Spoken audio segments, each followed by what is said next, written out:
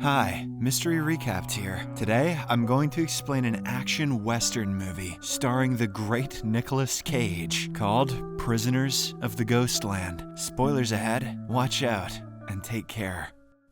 The movie opens at Blue Fleur National Bank, where a child stands in front of a gumball machine. Just then, two robbers, Hero and his partner Psycho, barge inside. Chaos erupts when they aim their weapons at customers and order them to remain seated in their place. Hero then steps forward and demands money from the cashier, to which she complies. As all of this is happening, the child at the gumball machine shows no fear and casually offers candy to Psycho. However, he points his gun at the child, and the scene abruptly ends. The story then shifts to Samurai Town, ruled by a corrupt governor. He has creatively blended elements of modern-day and pre-modern Japanese society with aspects of the old American West, and created a unique but oppressive town. Geisha-like women who wear traditional Japanese clothing, samurais, and Western cowboys go on about their daily routines. It is revealed that the governor maintains a group of adopted granddaughters, whom he keeps as sex slaves. We see one of them,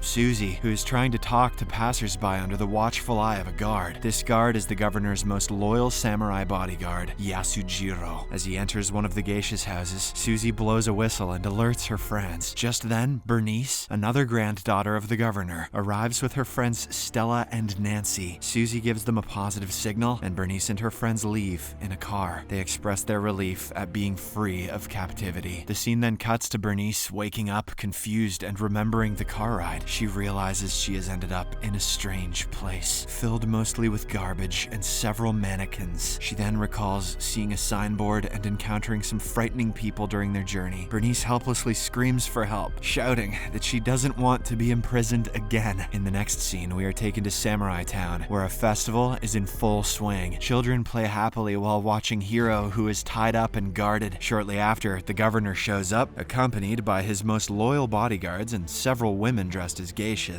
Hero is then untied and presented in front of him. The governor commends his bravery, referencing the earlier bank robbery, where several innocent parents and children were killed. He then frees Hero, gives him a bodysuit equipped with explosive charges, and orders him to retrieve his runaway granddaughter Bernice. As Hero dons the suit, the governor explains his mission. He must travel to a wasteland settlement where a group known as the Ghosts resides. It is revealed that outside Samurai Town is the Ghostland, a wasteland inhabited by half-crazed outcasts and victims of the irradiated environment. The governor brings out a photo of Bernice and instructs him to zip a suitcase. When Hero zips it, a device in the suit activates. The governor reveals that the suit contains several explosives that will detonate if he mistreats Bernice, tampers with the suit, or fails to rescue her within 5 days. Some of the explosives are strapped to his friggin' balls, but if he successfully brings her back, the governor will deactivate the bomb. Left with no choices, Hero agrees to the mission and sets off towards a highway that leads to the Ghostland. He soon sees a signboard, the same one Bernice and her friends had seen earlier. Shortly after, Hero is halted by a mysterious bus and a group of mutants dressed in tattered prison uniforms. The driver, with a severely burnt face, blinds him with a flash of light, causing him to crash into a rock. The impact injures Hero's arm, and he eventually falls unconscious. In a dreamlike state, he recalls attending a festival in the town, where he sees the Gum Machine Kid and people wearing strange masks. When Hero awakens, he finds himself in the Ghostland. He is captured by a group known as the Rats Men, who clean up the area. They tie him up and drag him away forcibly. After a while, Hero sees an injured girl who has also been captured and asks if she is Bernice. She firmly replies with a no and reveals that Bernice is her friend. They then arrive at a cult-like territory surrounded by ruins, garbage, and a tall clock tower. The inhabitants, dressed in questionable outfits and props, eagerly await the arrival of the two strangers. A mysterious woman then checks Hero's thick red blood and declares that he will be the one to free them all from their imprisonment. In other words, they know that he's the chosen one because he tick. After Hero frees himself, everyone gathers around him. The territory's leader, Enoch, emerges from his setup and tells Hero that no one has ever successfully left here. Those who try are killed by the ghosts and become part of the army. Enoch then asks Hiro why he has come, and the latter explains that he is searching for a girl. When they see Bernice's photo, a boy claims to have seen her hiding within the mannequins. Hiro goes to the said place and ultimately finds Bernice, but she doesn't respond to him. It turns out she is in a semi-catatonic state due to her trauma from the car accident. Enoch explains that ghosts come and kill the girls and take them away. Therefore, they have been hiding them inside the mannequins. Hiro is unfazed by the revelation, as he only cares about completing his mission. So, he shows Bernice a picture of her grandfather, ultimately convincing her to come with him. In the next scene, Hiro refuels his car and leaves Ghostland. He removes mannequin layers from Bernice's face and asks her to deactivate his suit. It turns out the governor has engineered the bodysuit in such a way that it can be deactivated by Bernice's voice. Unfortunately, she cannot respond because she's still in trauma. At this moment, Hiro inadvertently activates one of his suit's explosives. This results in the loss of a testicle, causing him to pass out. After he does this,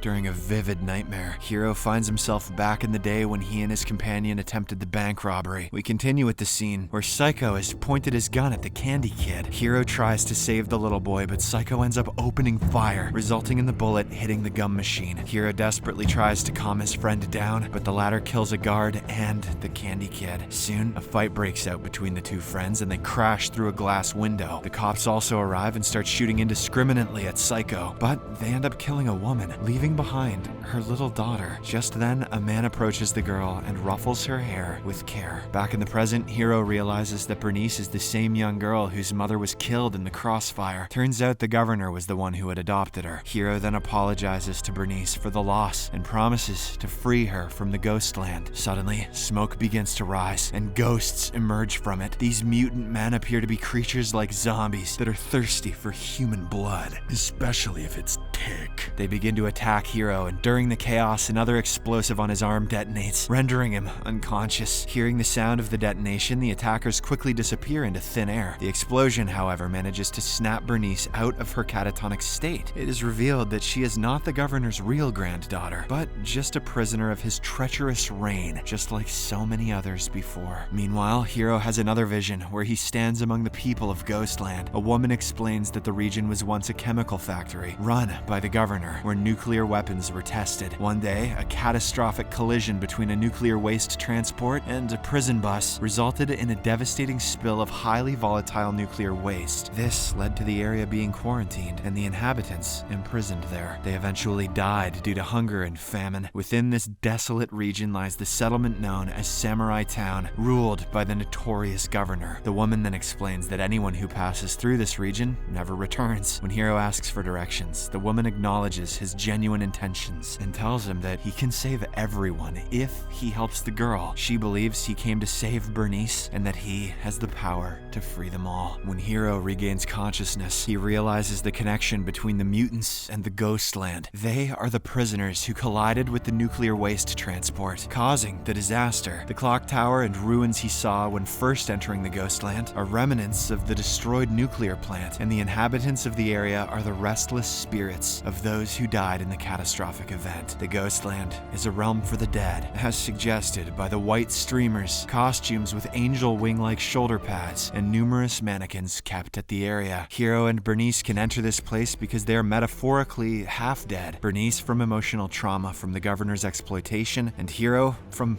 losing half of his nutsack. It is further revealed that the Ghostland is not a spiritual realm, but a limbo, trapping the souls of the restless spirits. Upon learning of all this, Hiro becomes adamant on saving them. Just then, his suit's device starts beeping as it nears the final countdown. Bernice, realizing the gravity of the situation, starts to believe in him. She then crawls near the device and says, "I am Bernice," causing the explosives in the suit to be deactivated for now. "Thank you for whispering to my balls," says Nick. The scene then shifts to the governor's men returning with Stella, who had also attempted to escape with Bernice. As a punishment, Samurai Yasujiro swiftly unleashes his katana and kills her. At Ghostland, Hiro gathers gathers all the inhabitants and tells them what he saw in his dream. He then rallies the Ghostlanders to revolt against the governor's tyranny. In Samurai Town, a woman in a cell talks to Yasujiro, reminding him that the governor promised to free him if he followed orders. She questions whether they should remain loyal to him or revolt. It is then revealed that Yasujiro's sister is also one of the governor's granddaughters. Back in the Ghostland, Hiro announces to everyone that they will leave the next day. His statement is met with laughter, but Enoch supports him, saying they must fight together. Hiro then asks the Ratsmen for some supplies, including a helmet and a weapon. Suddenly, they are confronted by the mutants and their leader, the Burnt Man. Hiro immediately recognizes the leader as his old friend Psycho, who was one of the prisoners in the bus that collided with the nuclear waste transport. During the disaster, a fire broke out, causing the prisoners to burn in flames. Some mutated into zombie-like creatures due to the nuclear reaction. Others died instantly due to their injuries, while Psycho endured severe burns on his face. He asks Hiro why he betrayed him by leaving him behind with the police. Hiro responds that Psycho was starting to lose control and become aggressive around everyone. He lost hope in him when he took innocent lives during the bank robbery. With this, the two companions sort out their misunderstanding and